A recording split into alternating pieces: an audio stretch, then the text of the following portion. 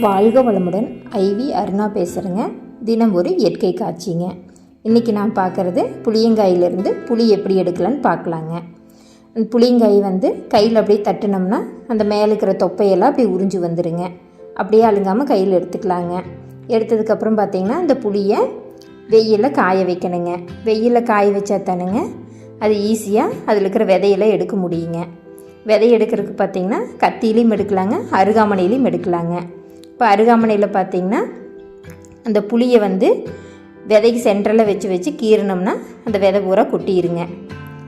எடுத்ததுக்கப்புறம் பார்த்திங்கன்னா புளி தனியாக நார் தனியாக வந்துடுங்க. புளி நல்லா அருமையாக இருக்குங்க.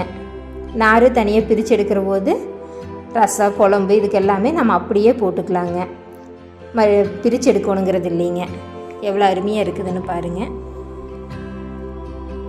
புளியங்காய், புளி, விதை, நார் எல்லாமே பிரித்து எடுத்து அற்புதமான புளி தயாராகிருச்சுங்க.